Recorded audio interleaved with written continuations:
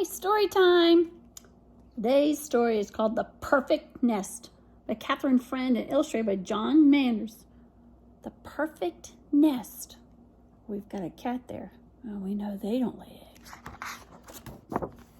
What is he doing? Nest. The perfect nest. Jack, the cat, gathered together everything he needed, then built the perfect nest. Dry and cozy and just the right size.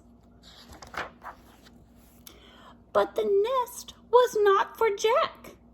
With his perfect nest, he would attract a perfect chicken who would lay a perfect egg, which would make a perfect omelet for a cat like Jack.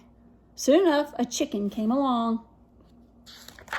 "Caramba!" she cried. "A perfect nest!" She hopped up and she laid a small egg. And then a duck waddled by. "Sacre bleu!" she cried. "The perfect nest!" The duck pushed the chicken out, hopped up, and laid a medium-sized egg. And then the goose lumbered by. "Great balls of fire!" she cried. "A perfect nest!" The goose pushed the duck out, hopped up, and laid a large egg.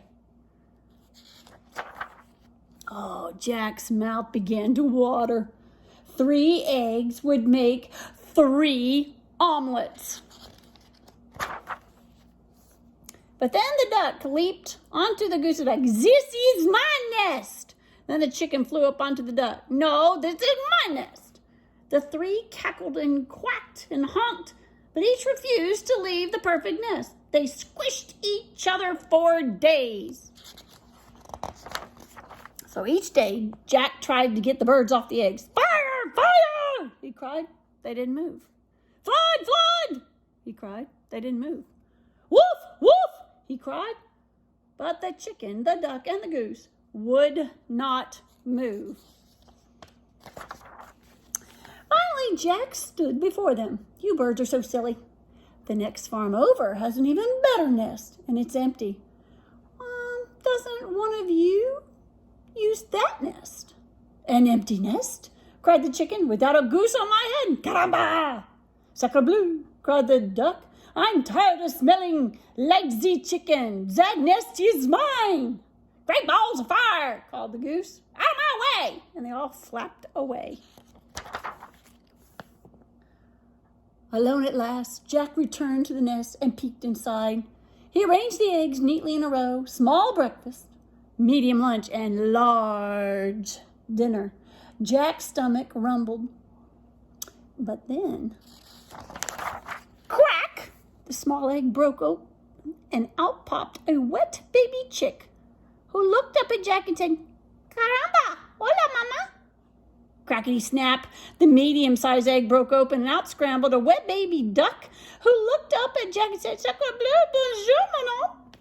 Crackety-crack, boom! The largest egg broke open, and out stepped a wet baby goose, who looked up at Jack and said, "Great balls of fire! Howdy, Ma!" Jack stared at the babies. What was he to do? He couldn't make omelets out of them. Dry me, cried the soggy baby chick. Feed me, feed me, cried the hungry baby duck. Play, play, play, cried the excited baby goose. Jack hid in the barn. The 3 babies found him. He hid in the woods. The 3 babies found him. He hid under the tractor. The 3 babies found him and dragged him back to the nest. "Seep, seep, seep," the tired babies finally whispered. "Cold, cold, cold," shivered the babies. Jack scratched his head. Someone had to take care of these babies, but there was no one else around. Jack lifted all the babies into the nest. "Buenas noches, Mama," said the baby chick. "Bonne nuit, Maman," said baby duck. "Sweet dreams, Ma," said the baby goose. Then Jack climbed into the nest, and the babies fell asleep. And that's when he realized that this really was the perfect nest. The end. He ended up just loving those babies. the perfect nest. Hope you enjoyed it. Bye.